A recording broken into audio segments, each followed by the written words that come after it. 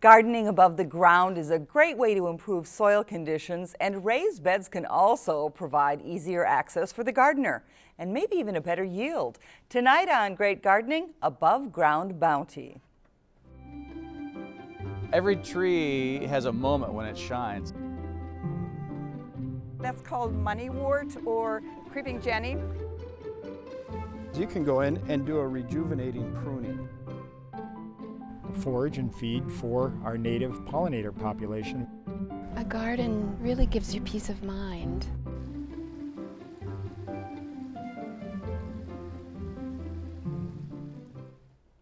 Hello and welcome to Great Gardening. I'm Pamela Fish.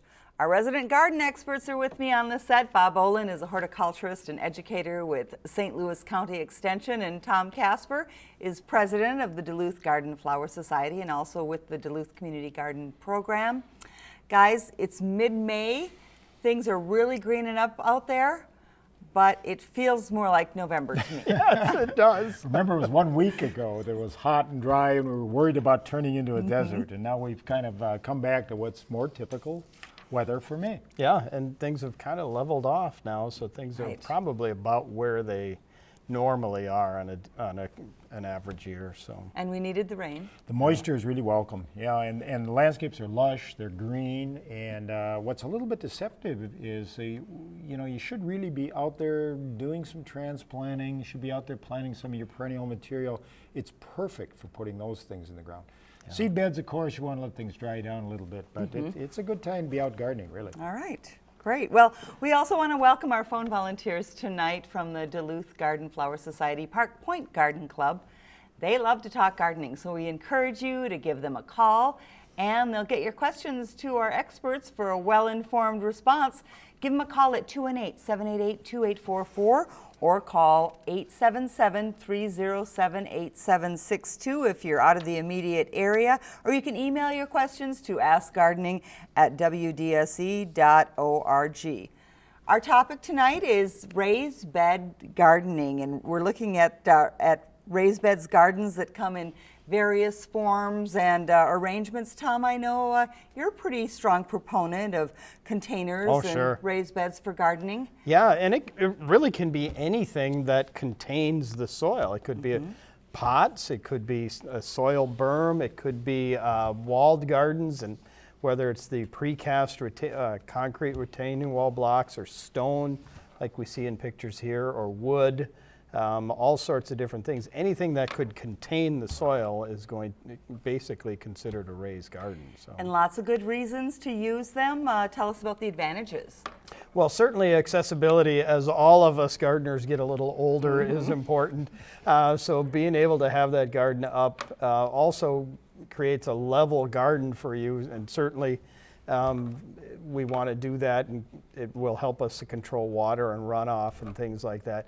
And also a great thing to do to improve soil conditions also with those raised gardens, and drainage and things like that. So when we do build them, we want to make sure that we control the native or the vegetation underneath, whether it's grass or weeds, either removing that or covering it with some kind of material to keep the weeds down. Is one method preferred over the other? It really depends what you want to do. There's all kinds of different mulches that will break down. Newspaper, cardboard, things like that will break down, control the weeds. I generally, if I'm going to build one, will strip the soil or the existing soil and the grass or weeds out before I do it. Then you'll want to use good garden soil, something that's well drained. And really, that's one of those areas you don't want to skimp on. Get good soil, and maybe even before you buy it, go take a look at it to make sure you're getting good soil. And then place in a well-drained location. You don't want it in a spot where water is going to pool or collect, because that will just be a problem also. So. And now, Bob, you also talked about some of the materials that we use to frame in those raised beds. People often use wood.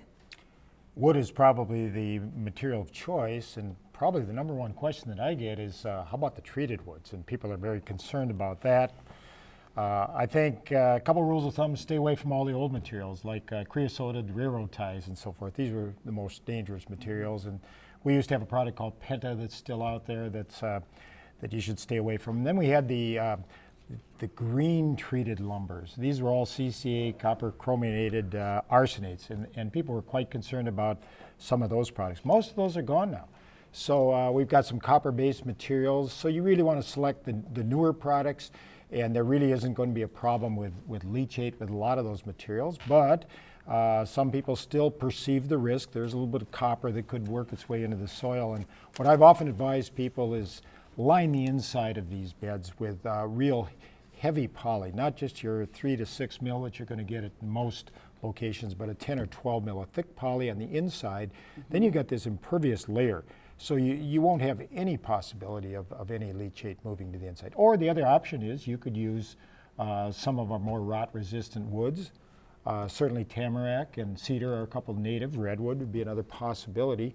But just to use an untreated pine as an example, it's going to rot pretty fast on you. So you want to think a little bit when you go to all the trouble and expense of how you're going to protect and preserve those wooden planks. Well, as mentioned, the raised bed gardens are used more and more for ease of access. And here's 2 local examples of that. These raised beds that we see first are at the community garden plot of the Duluth Regional Care Center, where they were bountiful indeed last summer, bursting with bunches of herbs and various vegetables.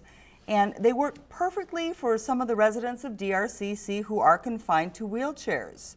Here they can plant, water, and harvest with ease. And then on to the Benedictine Healthcare Center on the College of St. Scholastica campus.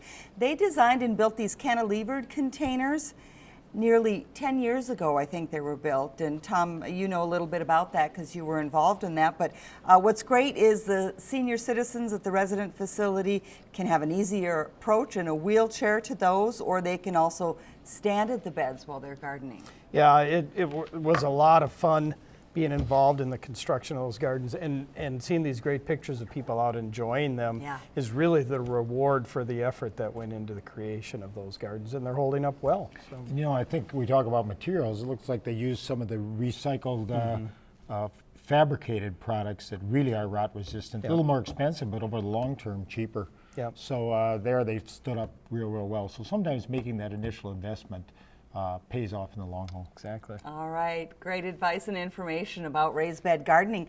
But we have a bunch of questions coming in, so we want to get to those.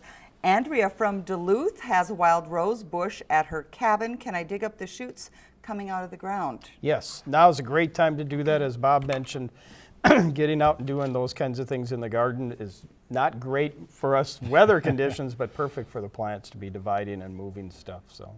Absolutely. I love this question. Cheryl from Duluth is wondering, I thought it was strawberry gardening, but she says straw bale gardening. What do you think? And of course, we've had a lot of discussion about straw bale gardening. Yeah, we did a major conference on that a couple of years ago, and we actually polled people. So many people tried it, and I would say that about 50% gave up completely. Another 50% said they were going to at least try it again. Some were successful, some were extremely pleased. And it depends on what your site is. There's another example of truly a raised bed. But if you've got limited space, you perhaps have a patio, you've got concrete, you don't have any soil, then it's an option. You got to make sure that you condition the bales and that you handle them properly. Right. But I think for some people it's a viable option. And it's another form of raised gardens. It is, Yeah. it is, yes, and it's worked for people that we've heard from. Betty from Saginaw wants to know about self-pollinating apple trees, what varieties might be good, and when might be the best time to plant. Well, the best time to plant is right now, like we've been talking about, and there are some that are self-pollinators, but really you're always better off with a second tree, and you want to kind of time your bloom. It's kind of interesting. If you can, they pair up a little bit differently, and you might plant a standard tree with a standard rather than a dwarf tree with a dwarf, because that influences when the blooms occur. But I think 2 or 3 trees really are a good example, even if they're self-fertile. We see that with a lot of fruits. Some of the blueberries are advertised as being self-fertile, but really you're much better off with a second variety in there. Yeah, and certainly she's in Saginaw where it's a little bit more remote, making sure she has a couple of trees in that area. Now, if you live in town, more than likely there's apple trees in your neighborhood or other kinds of trees that would provide pollen depending on what you're growing. So less of a concern in town Okay. where you have a bigger population, but certainly out in the remote areas to make sure you got a couple of them. So. All right. Pam in Duluth wants to know, when is the best time to add garden green compost to her soil, in the fall or in the spring? I think anytime's good. But, Anytime's good. yeah, but certainly right now, again, getting those things into the garden as you're getting it prepped and ready to go. So. One of the nice things about the compost is you get a slow release of the nutrients. One disadvantage in the fall is you're going to get a little release that the plants can't really take advantage of. But by the same token, you've got more time in the fall, and you're going to be maybe doing some fall plowing. It's a good time to get it down. So you want to get down in the root zone, and whenever you're plowing, it's a good time to add it. All right, great. Pat from Duluth has black oil on shrubs that were caused by bugs. What is it and how do I get rid of it? Well, this is the effluent from the bug itself, and I would say I wouldn't be overly concerned about that. It's when we're Okay. seeing major damage that's occurring to the plant tissue, a lot of chewing, a lot of holes and so forth, where we're actually damaging. But I wouldn't really be over concerned. It's a little bit unsightly. There's not going to be an easy way to get rid of it because the bug is oftentimes gone anyway, or the insect, we should say. And to clarify, effluent means they've gone to the bathroom on your shrubs. For us non-educated, Thanks for the clarification. That's why I'm here. Gerald from Proctor wants to know, are there local companies that are licensed to spray fungicides for black rot and mildew? and certainly black spot has been an ongoing and seems to be bigger and bigger problem in some of our fruits and things like that. What Gerald wants to do is really seek somebody out, but ask them if they're a certified arborist or a certified applicator, and that would be his best bet of finding somebody that knows what they're doing. So. And we do have licensed people that are capable of doing that, but as a consumer, you want to be aware, if you already see a lot of the disease, it's too late, because most of these are fungal, and you really have to apply these materials as protectants.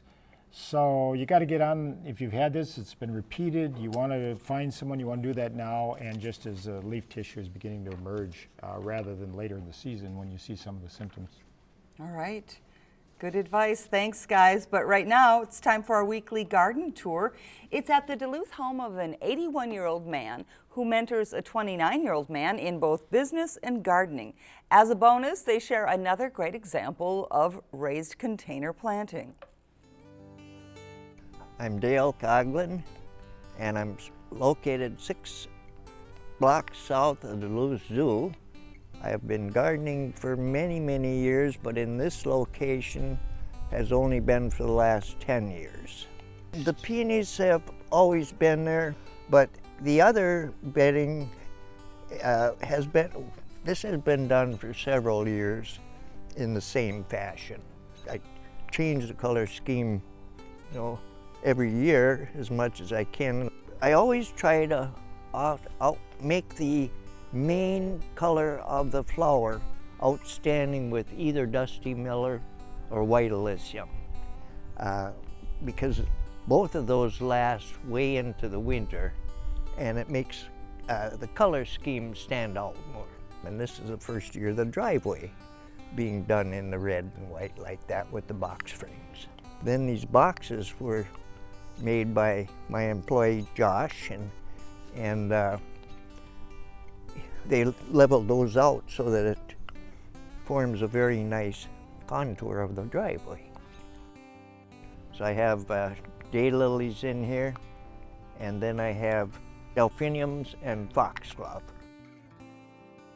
I thought I'd make it into somewhat kind of a mosaic design and put a little bit of this here and a little bit of it there.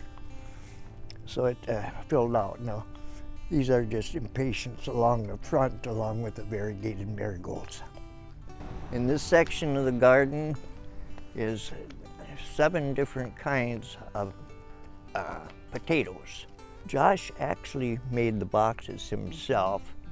I used to be a bartender and I was going to school for accounting. I ended up offering me a job and asked if I'd like to start doing some gardening, and I started doing that in the summer and started doing the accounting in winter, and just been going that way since.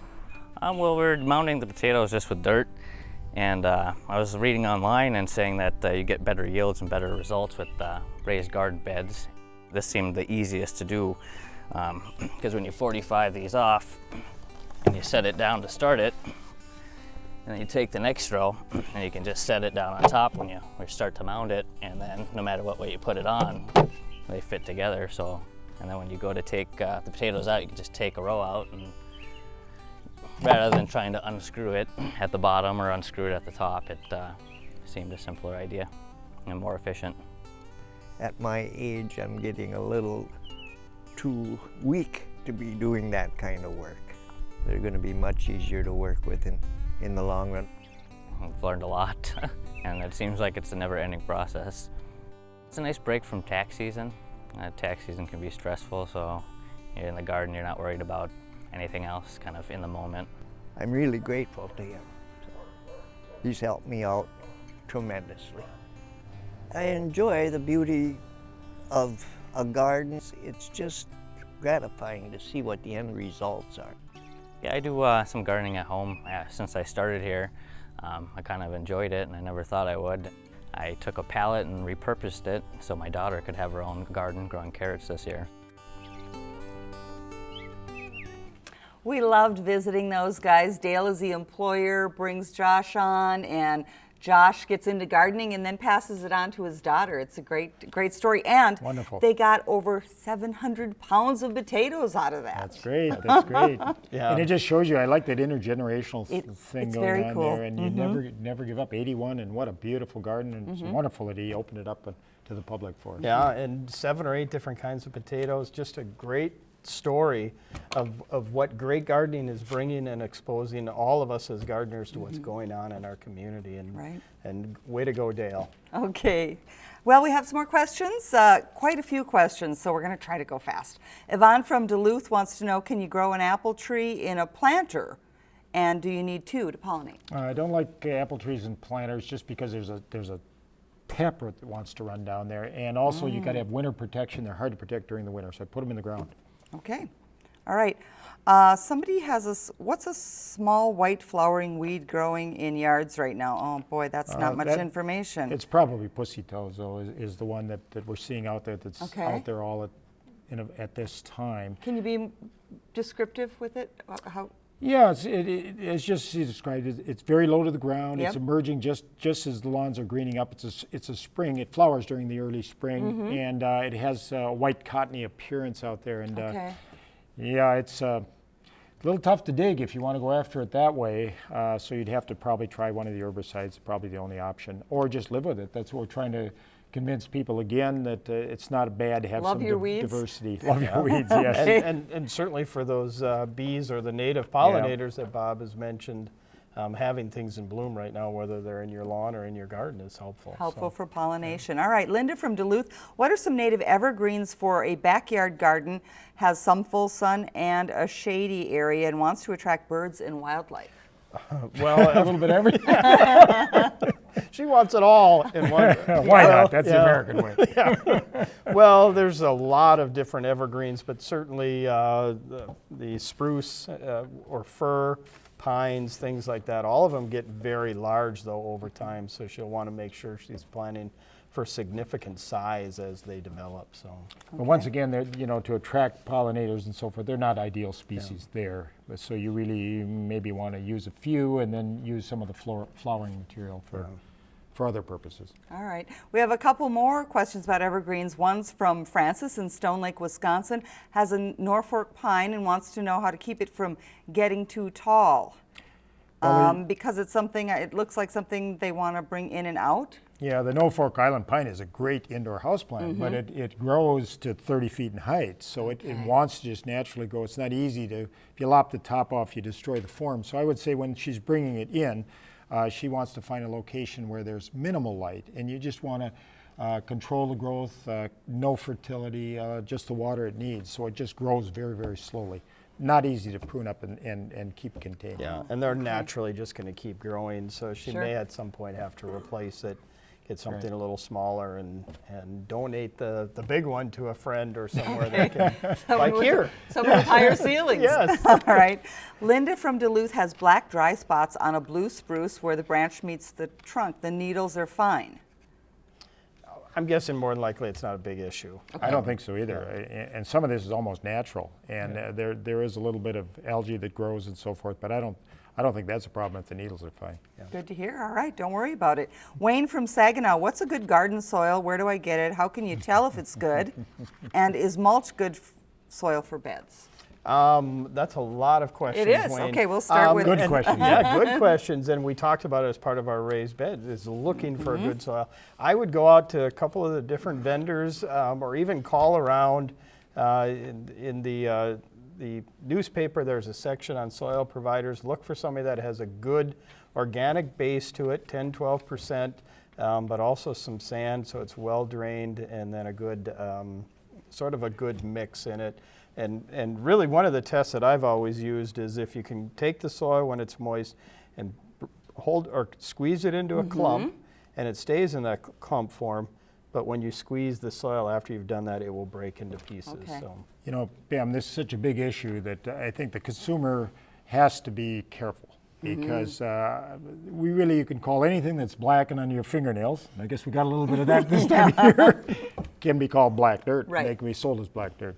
But really, we want the sandy loams, and that's the mineral soil component, as Tom mentioned. You want 10-15% organic. You don't want 100% organic. That's going to be inexpensive, not going to be your complete soil. So you really have to be knowledgeable. Ask for a soil test if you can, but sandy loam mineral soil amended with 10 to 15% organic is what you're really looking for. Just ask for it. a lot of products Try to out there, find it. though, so that's a good question, I think, because there is a lot to choose from. Don't you agree? Yes. All right, we have a couple apple tree questions. Scott in Duluth planted 9 apple trees. Something ate the bark, and they all died. Ouch. How do I protect the trees next time, and do I need to do anything below ground? And then another caller wants an opinion, Charlie from Duluth, an opinion on an apple tree at Brighton Beach Road, halfway down on the lakeside. Oh, I don't know. Yeah, there's an old apple you know what tree he's there. talking Yeah, about? Oh, it's- okay. It is a. Is it dead? No, it's a snarly old tree. It's been there a long time, probably. Kinda like me, huh? So, but the 9 apple trees really, and we've talked about this, and over the course of several years on the show, is really doing some kind of wrap to protect that in the Right. fall from rodents, whether it's the crepe paper or the tree Right wrap down kinds to of the things. ground. Right. Below the ground line, actually, because this damage here could be field mice, it could be voles, it could be snowshoe hare, it could be cottontails, it could be Okay. deer. But the big thing is you're planting right now and plan on protecting right away, because the deer in particular are watching you as you put it in, and I've made the mistake of planting and thinking I'm going to protect in the morning and having everything browsed. So protection is critical for environments like that, but this is small mammals that are doing the damage. Cylinder also around the tree is really a good idea, plastic cylinder. But Okay. he has to do that every fall, remove it in the spring, and plan on doing it every year for at least the next 10 years. So. Okay, all right, a little work ahead, but it's worth it. And I think we just have time for one more. Brenda in Saginaw is seeing tiny moths in her garden. I don't know, does she need to get rid of those? Can she improve soil conditions to get rid of those? Doesn't have to get rid of them. I think we had that early hatch because it was warm in April, and they're inconsequential. It's the bigger moths a little later in the year that we get a little bit concerned about. Yeah. All right, and other things. All right, well, thanks, guys. We have to move on right now because it's time for our weekly Grow and Show segment where we highlight photos sent in by area gardeners. And here's one more raised bed design to share.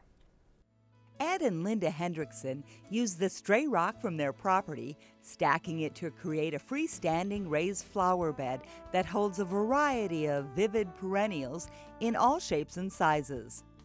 Along with all the flowers they grow, the Hendricksons also harvest vegetables, berries, and a worthy crop of apples at their rural home in Saginaw. A ruddy pink hibiscus is among the flowers grown by Gail Matthews in the Gary neighborhood of Duluth. Gail's yarrow nestles against an old wagon wheel with other collectibles and tools assembled on a nearby potting shelf. Send us your favorite garden photos to share by emailing to greatgardening@wdse.org or send to 632 Niagara Court, Duluth. We love to show what you grow. All right. Well, again, keep sending those pictures in. We love to see them, and a lot of people out there with cell phones, they're taking pictures in the garden all the time and sending us shots of beautiful things that they're growing. We want to take a quick look at what's going on around the region. We have some plant sales going on. Oh, first, the potatoes, the vegetable of the year. We're going to be talking more about that in a couple weeks. But you can get your seed potatoes this Saturday at the Duluth Public Library. They're giving them away from 10 to 1. And then a plant sale going on, the Duluth Community Garden Program. Yeah, it's their seed and it's No, their you seed go and ahead. transplant sale coming up Saturday the 23rd from 8 a.m. to 12 p.m. at Holy Family Catholic Church. They're going to be selling vegetable starts, things like that, to get your garden off to a good start. And another plant sale, Duluth Garden Flower Society, the annual one that's always at the Rose Garden. Yeah, that's the granddaddy of all the plant sales. That's been around for about 20 years. Starts at 8 a.m. Saturday, May 30th. Lots of plants. Okay. And then we know there's another one coming up with the St. Louis County Master Gardeners. There's one in Carleton County, and we'll get those on our website. So please go to our website for more information about what's going on in gardening around the region and some of the events that you might want to catch. Lots happening right now. All the greenhouses are open, of course. After Mother's Day, everything's busy, busy, busy. Yeah, and I think, the weather hasn't been real cooperative, but as I mentioned, now is the time, really. You don't want to let the month of May slip away, so there's a lot to pick from in our local greenhouses, and we're big advocates of supporting these folks as they provide a lot of good quality plant material. And the sun's up till 9 o'clock. Get out and work till That's right. You can work out there late. Thanks, you guys. Great information as always, and really appreciate it. It's so helpful to our community. We want to thank our phone volunteers from the Park Point Garden Club, Duluth Garden Flower Society Park Point Club. And to all of you, we hope you get out to spend lots of time outside digging in the dirt. From all of us here, thanks for watching and enjoy the garden.